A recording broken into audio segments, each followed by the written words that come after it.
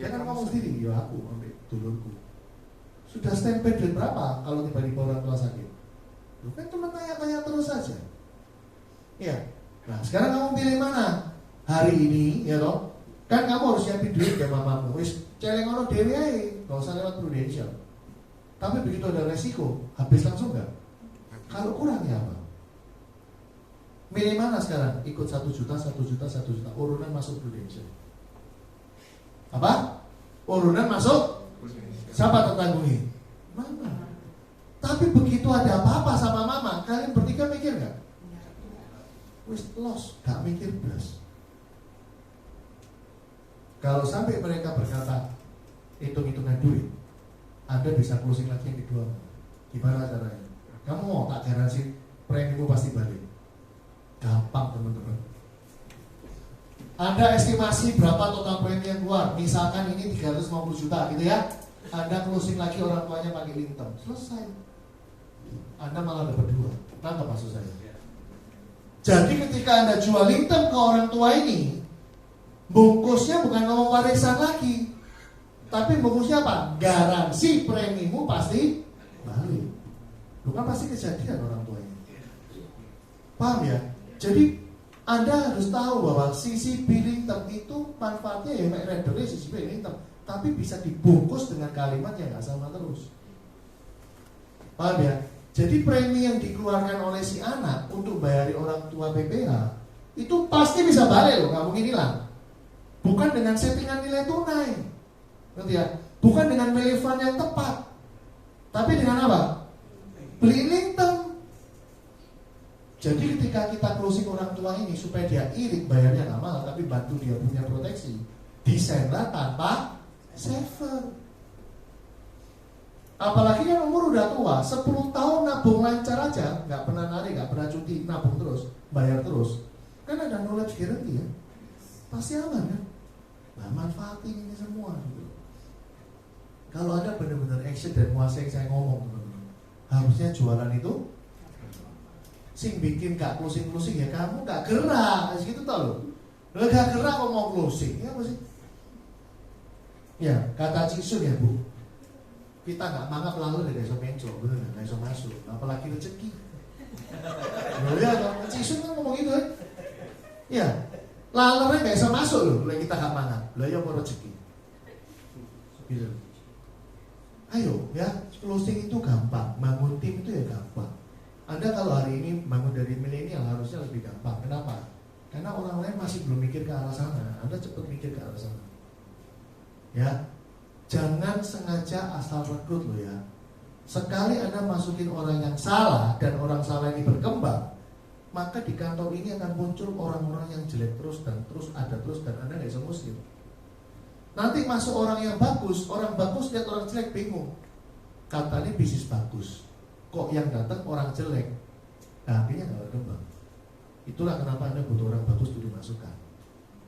Nangkep nggak maksud saya? Ya, jelas ya.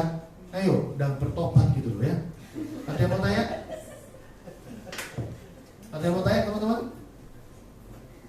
Ini jangan di subscribe. Ayo, siapa mau tanya? Silakan. Gak ada. Ya, wis kalau saya. Ya. Jadi merekrut orang yang salah dan orang yang salah ini berkembang. Itu maksudnya seperti apa? Nah, maksudnya seperti apa? Kita kalau merekrut orang yang salah, itu maksudnya gini loh. Orang ini jelas-jelas ambisi gak ada. Market juga gak ada. Ya, biasa orang ini ya cukup nganggur juga. Otomatis ya orang acara kayak gini mesti muncul terus juga. One Dimension datang, pokoknya muncul terus. Dan dia juga punya kenalan yang segitu-gitu lagi. Akhirnya dia akan bertumbuh, tapi gak ada kontribusi sama sekali. Nah, tiba saatnya Anda rekrut orang bagus, mungkin punya kedudukan, mungkin secara finansial sudah high class. Dia lihat orang-orang tapak lama model begini jadi bingung. Loh, katanya bisnis gede, bisnis bagus, kok modelnya gini semua ya? Nggak keren. Ngerti ya? So kita harus isi dengan orang yang bagus. Anda jangan punya pemikiran bahwa oh insurance itu bisnisnya orang-orang kiri. Salah. Zaman dulu iya. Kenapa? Karena zaman dulu belum ada contoh orang suksesnya. Nggak ada orang punya pilihan kepingin kerja di bisnis asuransi, nggak ono. Tapi hari gini udah puluhan tahun Indonesia di Indonesia udah mulai beda konsepnya. Banyak kok orang yang dari middle high itu kepingin berbisnis prudential. Ada apa di balik bisnis prudential ini? Satu, jelas passive income. Kita di luar sana aktif income aja setengah mati. Betul ya Pak? Kedua, dari sisi perpajakan, kalau Anda memang berbisnis asuransi prudential, Anda udah safety, nggak pusing sama sekali, karena semua udah clean. Orang luar sana paling pusing begitu bersentuhan dengan pajak. Apalagi bisnis ini lebih keren, bisa diwariskan kan? Ya kalau saya udah jadi adik, kita meninggal dunia, maka bisnis ini akan dilanjutkan sama keluarga kita. Artinya apa? Akan berkelanjutan terus. Bisnis ini juga dapat royalti seumur hidup, kan keren. Makanya jadi passive income karena ada royaltinya. Jadi kalau Anda udah benar-benar ngeh gitu ya, ini bisnis sekeren apa, Anda harusnya nggak main-main teman-teman. Ya, Anda mau kaya ya di sini tempatnya, mau gampang ya di sini tempatnya. Cuma di awal mesti ngoyo Pak, nggak mungkin nyantai. Ya, nah saya mau ingat teman-teman. Tadi kan saya ngomong recruiting itu 25-35 yang bagus, ya. Nah, saya cuma mau bicara tentang materi selling lagi. Setiap saya kategorikan 3 usia, ya. Usia sebelum merit, usia merit sampai 45 dan 45 sampai ke atas. Selalu ada 2 kondisi. Sekali lagi, ada plus, ada minus. Kalau Anda selalu lihat di minusnya, Anda selalu kesulitan jual. Saya bahas satu-satu ya. Kalau Anda lagi prospek orang belum merit, minusmu untuk susah di closing gimana? Orangnya mesti jawab apa? Enggak sila, enggak mungkin kejadian lah, betul ya? Si muda, si jauh lah, ngapain beli sekarang? Akhirnya ditunda-tunda dan Anda enggak closing. Anda ketemu orang yang sudah merit sampai umur 45, ya ada lagi minusnya. Ini kerja lagi butuh duit banyak, betul? Duit buat muter lah, bla bla bla. Jangan beli dulu, benar ya? Nah, sekarang gimana ketemu orang 45 lebih, udah tua, 60 apalagi. Wis tuwek, wis telat lah, mahal lah, mau melok itu cucu kue, betul? Terus yang benar kapan Anda bisa closing? Setiap kategori ini juga ada plusnya. Nah, mainkan plusnya. Plusnya masih muda adalah dia suatu hari juga pasti akan punya. Beli sekarang jauh lebih murah. Nah, supaya kerasa murah, praktekin yang tadi saya ngomong. Angkanya disebutin. Ya, Anda bikin 2 proposal, hari ini sama besok, pasti beda. Dengan usianya dia besok, maksud saya. Ya.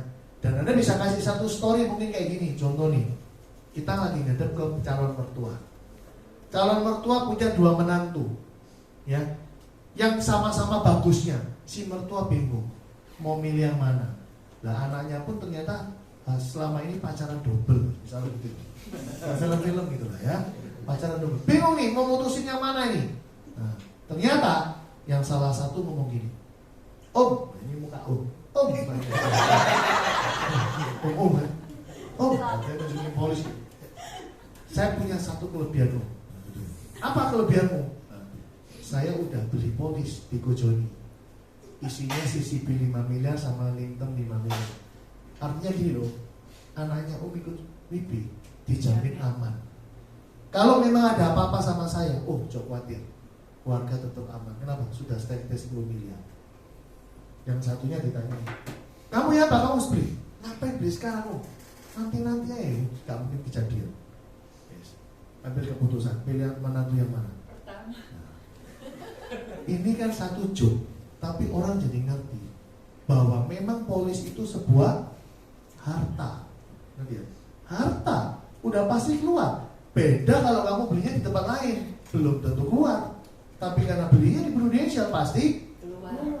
Wes ini jaminan harta. Lah sekarang saya tanya, Anda mungkin banyak ngomong, kok jualan polis gak gampang, cuma bondo surat atau buku polis tuh.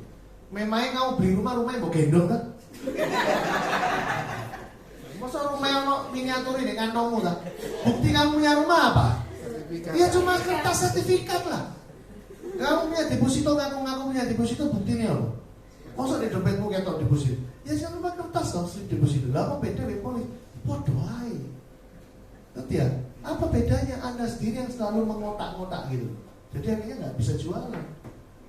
Ya, nah sekarang naik kelas ke usia produktif, udah married. Teman-teman Anda mesti ingat, orang yang sudah married, produktif, dia punya bayi di rumah, dia punya anak-anak di rumah. Mungkin istrinya juga nggak kerja. Disitulah titik lemah dia untuk diserang. Selama dia punya cinta buat anaknya, buat istrinya, pasti closing. Ada cinta ya. Kalau nggak ada cinta ya memang nggak bisa di closing. Orang beli polis kan bukan buat dirinya. Orang beli polis ya buat orang yang mau ditinggal. Mau sok kerja soro-soro 15 tahun dapat duit banyak, begitu sakit entek kabel, percuma kok kamu kerja dari dulu. Mendingan gak usah kerja dua PPH plus tau cukup gitu. Dulu akhirnya diterima kabel buat apa? Nah ke maksud saya. So angka usia itu juga sangat paling rentan untuk diserang, gampang. Karena ada cinta di balik itu. Bagaimana dengan orang yang sudah berumur? Nah ini kebacut lagi kalau Anda nggak bisa pusing. Umur lu sudah berapa? Bener nggak? Sudah nggak muda lah kalau nggak prepare sekarang. Lu kocek NKT gitu. Bener nggak? Lu iya tau bener nggak? Rawan nggak sih sekarang penyakit-penyakit? Rawan banget. Ya, jadi segala usia itu bisa di-closing. Jelas teman-teman? Ya? Ada lagi mau tanya? Jawab ya. Ada yang mau tanya lagi? Kalau buat orang kaya nggak punya anak. Orang kaya nggak punya anak, bakalan punya anak nggak? Nah. Istrinya Sama-sama kerja apa enggak? Sama-sama kerja. Pegang PPH plus dulu ya pasti. Kalau punya. PPH plus itu paling nggak kan jaminan untuk diri sendiri dapat treatment yang terbaik. Contoh yang tadi saya ngomong itu, yang 390 juta itu bisa lu pakai. Kalau lu punya PPH plus pasti lu ke sana. Kalau lu nggak punya kesingseng. Bisa sembuh, bisa lebih parah, nggak tahu. Ya loh, nggak tahu. Kalau lu bilang sudah punya, beli CCP. Udah, CCP lu desain sebagai income protection dia dulu, bungkusnya ke sana. Gitu ya. Dia paling akan jadi pertanyaan gini, lalu aku mati tak diterima siapa? Ya, diterima ke istri. Lalu mati bareng, ya tanya lo balik, jangan jawab pertanyaanmu tapi tanya lo balik. Lah aku nggak mikir punya rumah, deposito, cicilan, punya bank ini. Lalu mati bareng terus melo sopo ya. Kenapa kalau insurans Anda pertanyakan sampai sedetail itu gitu? Kenapa nggak ada jawab dengan pertanyaan balik? Lah kejadiannya nggak usah ngomong asuransi lah. Punya BCA atau sekarang? Punya Permata atau? Nah, langsung mati bareng terus punya siapa itu BCA Permata? Lu berdoa ini. Tangkap ya? Terkadang Anda kena refleksnya orang tanya ini nggak mikir tanyanya. Jangan dijawab, jawablah dengan pertanyaan balik. Tangkap ya? Jangan kepancing. Aku beli polis. Sabucu mati kabeh itu siapa? Ya tanya balik, Agak bukan polis. Punya duit nggak di bank? Punya. Dan mati bareng itu siapa duit di bank? Ya tanya balik aja dong. Lo kan sama nasibnya itu siapa? Betul kan? Kayak gitu. Ya. Ayo, siapa mau tanya lagi? Sudah? Ya, teman-teman, terakhir sebelum saya tutup, tolong Anda pakai sistem di agensi ini dengan maksimal. LDP, one day pension, semua Anda pakai. Ya, karena saya lihat kontribusi SP12 di setiap acara gila nih. Serius. Anda orangnya banyak leader se-Harvest, tapi herannya kok setiap acara Anda kontribusi peserta paling sedikit. Nah, saya heran, saya tanya, apakah Anda yang sebagai leader nggak tahu, atau leader tahu tapi nggak info ke agennya? Saya nggak ngerti. Ya, tolong ini dimaksimalkan, kayak gitu sayang.